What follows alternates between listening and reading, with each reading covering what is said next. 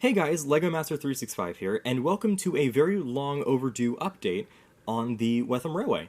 So the reason it's been so long since the last update is because after the last one, I got kind of tired of running the trains all the time to these certain schedules that I had made up for them. So I just kind of stopped using it for a while, and I just kind of did a few other things. I still use the trains, but I just didn't use them as often as I was before.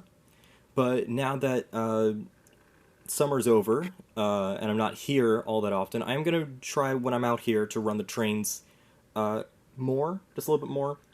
Maybe not to the schedules, but just run them up and down. So there are three big things that have happened to the layout. The first one is pretty minuscule, but it adds a lot of detail, that I think, to the railway. And that is lights inside the shed. So as you can see, there are little LEDs that are mounted to the roof. They go behind the shed and down this way underneath the table and come out here to this little switch that can turn them on and off. And there's also another LED that is connected to the station building. This one's just a regular diode LED. These ones are like special ones that are like, you know, you can stick them to the roof and like nice and flat and look like actual things. They are connected to this panel that is in here. And I can control them, so if you look, as I turn it down, one of the LEDs gets dimmer, and then I can turn the other one, and the other one gets dimmer. So it's nice to have these little dimmer switches that can make the shit just a little bit more vibrant, and the same thing works for the station. Sorry, the camera's swaying a bit, I'm not holding it properly. I'm holding it by the strap. So yeah, that's one big thing that I really like. The next big thing is the table join. I finally detailed it, or I detailed it after everything was done. So now we have grass, a road that has gravel on the sides, and then sand in the middle. Yeah, and it goes over the train tracks, and it just ends right here for now until I can figure out what I want to do with the rest of this. Some of this is actually just clay that I used to fix up the edges because I got really annoyed with the plaster. And is also lined with fences. On this side, the fences go to the gate here, and then they go all the way across, all the way up to the station. And over here, they go from here all the way across the road to the shed. And I think that's really cute. The next big update, or the last big update for right now, is really big, and I'm really happy to finally have it started. The second yard. I wasn't going to have a second yard over here at Prydock Station, but I decided that it was just getting too cramped over there with all the trains, or all the engines, and there wasn't a lot of space to store the other rolling stock, so I bought some new points, I think. This one I think I already had from the pack, and this one's a new point that I bought. And now we have a new yard, which is fantastic. So the three Great Western coaches will sit on this platform. I can actually get them out right now and show you. So the three Great Western coaches sit on this far platform, which still needs to be, you know, detailed and everything. I need to add a buffer stop. I need to, you know, ballast it. I need to make the table join for this area, which I'm actually going to do with clay instead of the plaster because that just took too long. And then this side, over here, is going to be a second engine shed. So I know exactly which shed I'm going to get. I just haven't bought it yet. I don't know why I haven't, but I know exactly which I'm going to get. I'm going to get the Hornby 2-road engine shed. So it matches, you know, the building over there, or the station over there, and the platforms over there. And the platforms over here are going to be the same ones used at Wettham. I still need to buy those because I don't really know exactly what I need yet for those. But that's coming along great. And this point is the old point that killed all my engines before. So I need to get a new point for that. I'm going to my friend's house like this week, so I'll probably get the new point when I'm there at the model train shop that's by his house.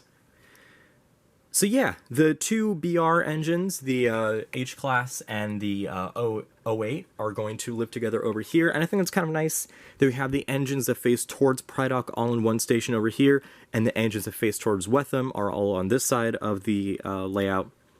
I think it's kind of nice, because, you know, it's always they're facing towards their farthest destination. I think it's kind of a nice little idea.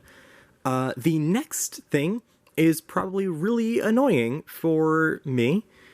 I might rip up all of the track and replace it. Now, why would I be replacing all the track after almost 3 years now of having this Atlas track? Well, the reason is Steven, Sodor Railway Modeler, introduced me to dual gauge track. The reason he introduced me to that is because I wanted to, I was in a call with him and a few other people a few weeks ago. Not a few weeks ago, like the other week. By the time you're watching this, a few weeks ago, but when I'm recording the other week, because this is the day after Christmas, or 2 days after Christmas. So I wanted to make a Scarlet Railway layout. That's my idea. My future dream is to make a Scarlet Railway layout, and that would involve the crossover tracks, so that way the narrow gauge engines can get to the works, like in the show.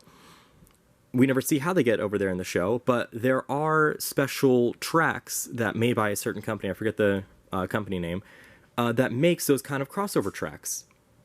So I thought maybe, since I looked at their whole stock of train track, that I could get dual gauge track and reopen up this abandoned dual gauge line that is buried underneath the grass here. You can see the 3 rails poking out from the top.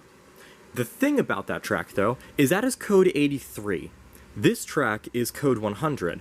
If I was to introduce the dual gauge track, I would want to have it connect so the narrow gauge engines can join up over here, or like somewhere over here, somewhere, so that way the narrow gauge engines can come all the way up to the platform here, or the track could come all the way up to here. I think that would be really cool. But because it is code 83, it would clash with the rest of the tracks. And so the only way to fix that would be to make the entire layout code 83. So next summer, we'll have to see if I really go through with that idea of replacing all the tracks so far after buying all this track, and replacing it. Because this is a lot of ballast. This is a container and a half of ballast so far.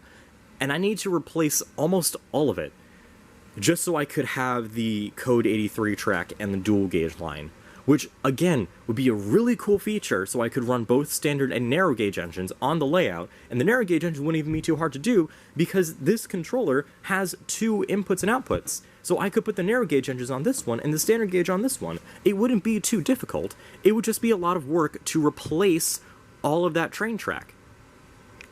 Either way, we'll see what happens in the future. Right now, I'm not concerned with that. Right now, I'm concerned with getting Stepney running for you all, so you guys can see at least a little bit of movement on the layout since it's been so long. Stepney, again, isn't the best runner on the layout, but he's okay right now.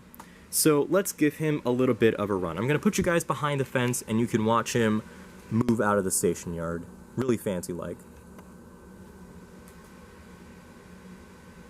He is going to cut out, by the way. I can almost guarantee he's going to cut out on the point. If he doesn't, I'll be very surprised with him.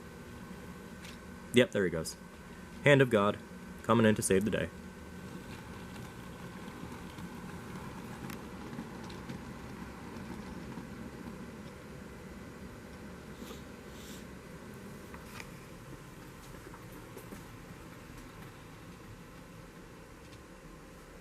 And there you go.